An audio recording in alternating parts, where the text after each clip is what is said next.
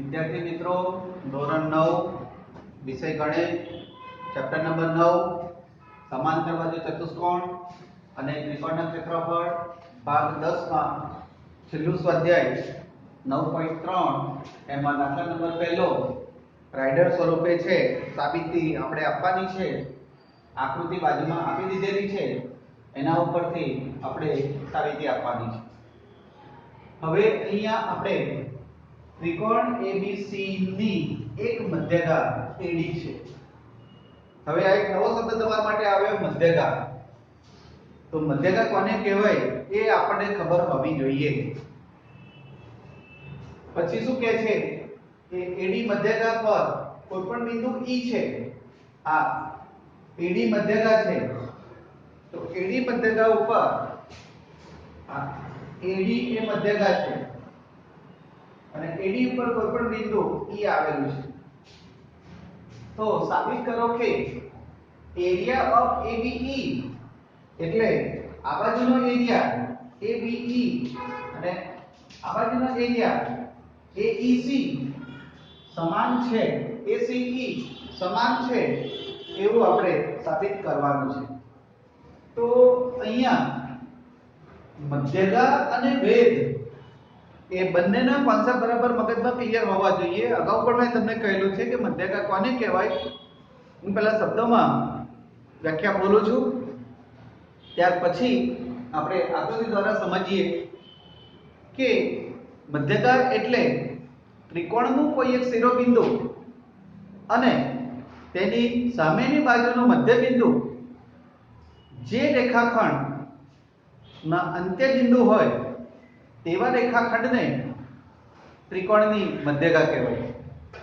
એટલે ત્રિકોણનું કોઈ એક શિરોબિંદુ, આપણે આ એક ત્રિકોણ લઈએ અને તેનું આ એક શિરોબિંદુ અને તેની સામેની બાજુ એનું મધ્યબિંદુ D લઈએ અને એને જોડતો જે રેખાખંડ મળે એને આપણે મધ્યગા તરીકે ઓળખીએ છીએ। એટલે ભેદ અને મધ્યગા બંનેમાં તફાવત છે। ભેદ આપણે ત્રિકોણના ક્ષેત્રફળની અંદર આપણે લેતા હતા કે ત્રિકોણના ક્ષેત્રફળમાં ભેદ કોને કહેવાય કે ત્રિકોણનું કોઈ શિરોબિંદુ અને તેની સામેની બાજુ પર દોરેલો લંબ રેખાખંડ એને ભેદ કહેવાશે। આ જે છે એને ભેદ કહેવાશે અને અહીંયા આ AD રેખાખંડ જે દોરેલો છે એ રેખાખંડને મધ્યગા કહેવાશે। એટલે મધ્યગા ની વ્યાખ્યા અને આકૃતિમાં બરાબર ધ્યાન રાખજો। અહીંયા ત્રિકોણની એક મધ્યગા, મધ્યગા એટલે તેની સામેની બાજુનું મધ્યબિંદુ જે રેખાખંડના અંત્યબિંદુ હોય તેવા રેખાખંડને મધ્યગા કહેવાશે। એટલે આ મધ્યગાની સ્પષ્ટતા બરાબર હોવી જોઈએ, એટલે આપણે આ જે વિધાન છે એને આપણે સરળતાથી સાબિત કરી શકીએ। એટલે ત્રિકોણ ABC ની મધ્યગા AD પર કોઈપણ બિંદુ E આવેલો હોય તો સાબિત કરો કે એરિયા ઓફ ABE બરાબર એરિયા ઓફ ACE એ રીતનું આપણે સાબિત કરવાનું છે। તો સાબિતી આપણે જોઈએ શું આપેલું છે અને શું સાબિત કરવાનું છે એ તમારે લખવાનું। આટલું તમારે હોમવર્કમાં આપેલું કયું છે અને સાબિત શું કરવાનું છે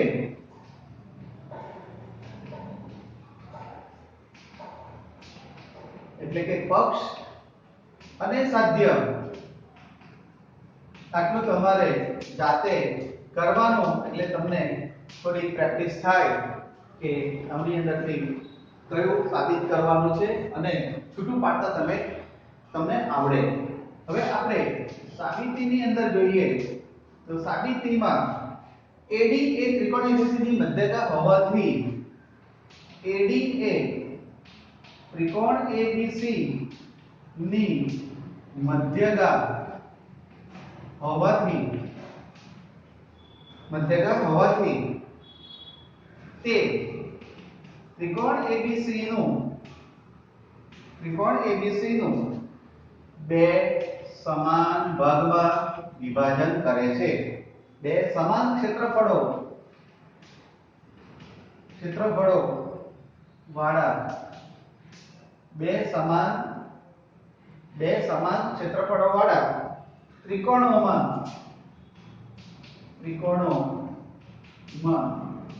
વિભાજન કરે છે. મધ્યગા હોય એટલે બે સરખા ભાગ પડી જાય, એટલે આપણે લખી શકાય કે માટે એરિયા ઓફ ABD લખો કે એરિયા ઓફ ADB લખો, એમાં કોઈ ફેર પડતો નથી. ADB એરિયા ઓફ ADB બરાબર એરિયા ઓફ ABC આ રીતનું આપણે લઈ શકીએ. એટલે એને આપણે પરિણામ 1 આપી દઈશું. એટલે AD એ ત્રિકોણ ABC ની મધ્યગા હોવાથી ત્રિકોણ ABC નું બે સમાન ક્ષેત્રફળોમાં વિભાજન થાય છે, એટલે એરિયા ઓફ ADB બરાબર એરિયા ઓફ ADC થાય. હવે ફરીથી પાછું AD મધ્યગા છે. AD એ ત્રિકોણ ABC ની મધ્યગા છે,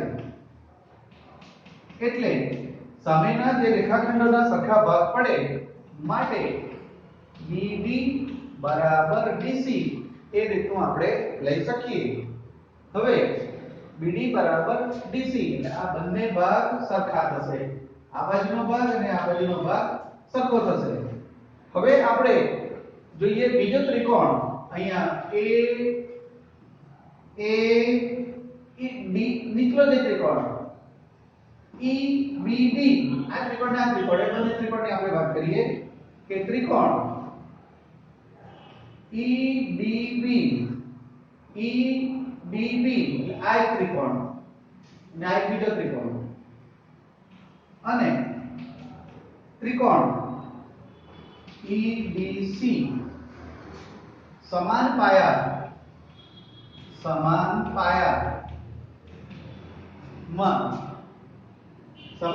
પર દોરેલા EDB અને EDC સમાન પાયા પર આવેલા અને બે સમાંતર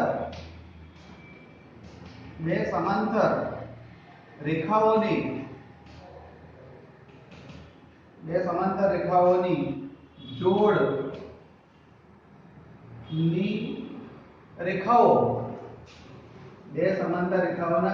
રેખાઓ વચ્ચે આવેલા છે. બરાબર, અને એટલે એના ક્ષેત્રફળ સમાન થશે, એટલે એરિયા ઓફ EDB આ એક થશે, અને બીજો થશે એરિયા ઓફ EDC એ રીતનું પરિણામ મળશે. એને આપણે પરિણામ 2 આપી દઈશું. હવે આપણે પરિણામ 1 અને પરિણામ 2 નો તફાવત એટલે બાદબાકી લેતા એના તફાવત આપણે લઈશું. તો એરિયા ઓફ ADB આખો ત્રિકોણ, એમાંથી આ ત્રિકોણ બાદ કરવાનો, માઈનસ એરિયા ઓફ EDB. આ ADB માંથી એરિયા ઓફ EDB આપણે બાદ કરવાનો, એટલે કયો બાકી રહેશે? આ એરિયા બાકી રહેશે. એટલે આ બંનેની બાદબાકી તમે જુઓ લો તો શું થશે? એરિયા ઓફ AB અને E મળે. તેવી જ રીતે બીજી સાઈડ પર આપણે જોઈએ કે area of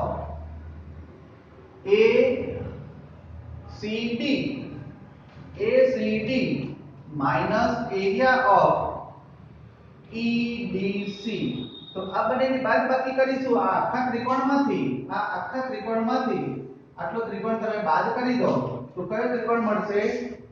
area of AEC એ પ્રમાણે AEC લો કે ACE લો, બંને સરખું જ છે એટલે અહીંયા લખવામાં કોઈ વાંધો નથી. એટલે આપણે સાતત્યતા જળવાઈ રહે એટલા માટે આપણે ACE આ પ્રમાણે આપણે સાબિત કરી શકીએ.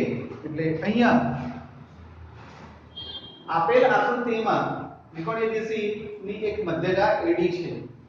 એની પર કોઈ પણ બિંદુ E આપેલું હોય તો સાબિત કરો કે એરિયા ઓફ ABE ઉપરનો ભાગ અને એરિયા ઓફ આ બાજુનો ઉપરનો ભાગ, આ જે ભાગ છે એ આપણે સાબિત કરવાનો છે. જે ભાગ આપણે સાબિત કરવાનો છે એ આપણે લઈએ આટલો ભાગ. આ પ્રમાણેનો સાબિત કરવાનો છે. તો સાબિતી માટે AD એ ત્રિકોણ ABC ની મધ્યગા હોવાથી ABC નું બે સમાન ક્ષેત્રફળોમાં વિભાજન કરે એટલે એરિયા ઓફ ADB બરાબર એરિયા ઓફ ABC.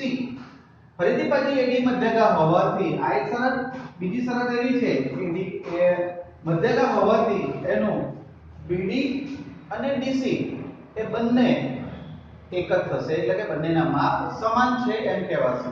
હવે નીચલો જે ત્રિકોણ EDB આ EDB આ એક ત્રિકોણ અને આ બાજુનો ત્રિકોણ EDC એ સમાન પાયા CD પર આવેલા છે અને બે સમાંતર રેખાઓની જોડ વચ્ચે આવેલા છે એટલે એરિયા ઓફ ADB બરાબર એરિયા ઓફ EDC. એટલે બે સમાંતર રેખાઓની જોડ વચ્ચે આવેલા છે અને પરિણામ 2 આપીશું એટલે બંનેના ક્ષેત્રફળ સમાન થાય. પરિણામ 1 અને પરિણામ 2 માં પરિણામ 1 માંથી પરિણામ 2 બાદ કરીશું તો બાદ કરવાથી આટલો ભાગ મળશે. એરિયા ઓફ ABE બરાબર એરિયા ઓફ ACE. આ રીતે આપણે સાબિતી આપી શકીએ. એટલે સાબિતીમાં ખાસ ધ્યાન રાખજો. એટલે આ રીતે તમે સાબિતી આપી શકો. હવે પછી દાખલા નંબર 2 ની આકૃતિ શું છે એ બરાબર તમે સમજો કે શું કહેવા માંગે છે. દાખલા નંબર 2 ની રકમ જુઓ.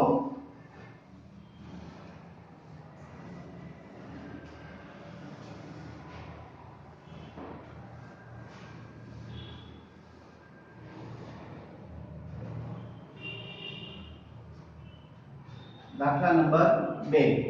તો દાખલા નંબર 2 માં ત્રિકોણ ABC ની મધ્યગા AD નું મધ્ય બિંદુ E હોય તો એરિયા ઓફ BED બરાબર 1/4 એરિયા ઓફ ABC એ રીતની આપણે આકૃતિ છે. એટલે અહીંયા જે વિગત આપેલી છે એ પ્રમાણે આકૃતિ દોરીએ તો ત્રિકોણ ABC ની મધ્યગા આ એક ત્રિકોણ ABC છે, એની મધ્યગા AD મધ્યગા છે અને AD મધ્યગાનું મધ્ય બિંદુ આનું મધ્ય બિંદુ અહીંયા છે E છે. તો આપણે સાબિત કરવાનું છે કે એરિયા ઓફ BED આ BED બરાબર 1/4 એરિયા ઓફ ABC એનું ક્ષેત્રફળ આપણે સાબિત કરવાનું છે. એટલે વિદ્યાર્થી મિત્રો અહીંયા તમને જે રકમ આપેલી હોય એ રકમ ઉપરથી શું આપેલું છે એટલે પક્ષ શું સાબિત કરવાનું છે, સાધ્ય એ તમારે અલગ પાડવાનું. આ આપેલું છે અને આ સાબિત કરવાનું છે. તો હવે આપણે સાબિતી જોઈએ. તો સાબિતીની અંદર AD મધ્યગા છે એટલે તેમના ક્ષેત્રફળ સમાન થશે. ત્રિકોણ ABC માં AD મધ્યગા છે, મધ્યગા હોય તો તેમના ક્ષેત્રફળો સમાન થાય એટલે એરિયા ઓફ ADB બરાબર એરિયા ઓફ ADC બંનેના ક્ષેત્રફળ સમાન થશે એટલે એના બરાબર 1/2 એરિયા ઓફ ABC આ રીતનો લઈ શકાય. એટલે મધ્યગા હોવાને કારણે ત્રિકોણના બે સરખા ભાગમાં વિભાજન થઈ જાય અને મૂળ ત્રિકોણ કરતા એ અડધા માપનું થઈ જાય એમ કહી શકાય. હવે આપણે ત્રિકોણ ADB માં ત્રિકોણ ABD માં કયો ત્રિકોણ ADB આખા ત્રિકોણમાં ફરીથી પાછી એ મધ્યગા થઈ જશે. EA માં EA AD નું મધ્ય બિંદુ છે એટલે એ પણ પછી મધ્યગા થશે. આથી BE એ ત્રિકોણ ABD ની મધ્યગા છે. એટલે મૂળ ત્રિકોણની મધ્યગા, એમાં જે ભાગ પડ્યા એમાં પણ પછી મધ્યગા, એટલે મધ્યગાની પણ પછી મધ્યગા એ રીતે લઈ શકાશે. એટલે એરિયા ઓફ BED બરાબર 1/2 એરિયા ઓફ BEA બરાબર 1/2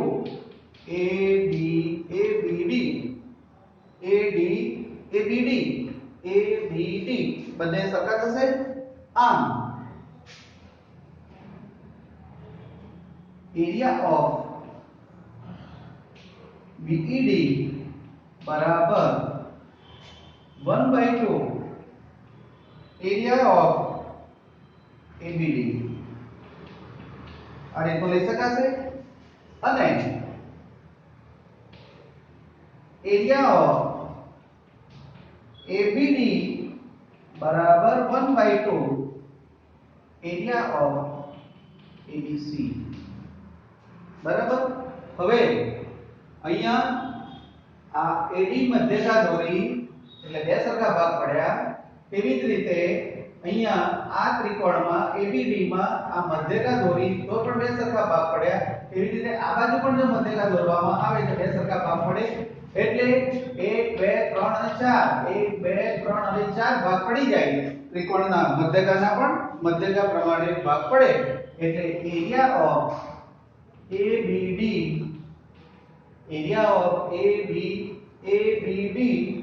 ની જગ્યા પર અહીંયા શું લઈશું?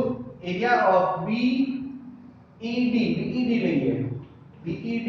એરિયા ઓફ BED બરાબર 1/2 ગુણ્યા પાછા 1/2 એરિયા ઓફ ABC. બે વખત લેવાશે 1/2 એટલે 4 થઈ જશે.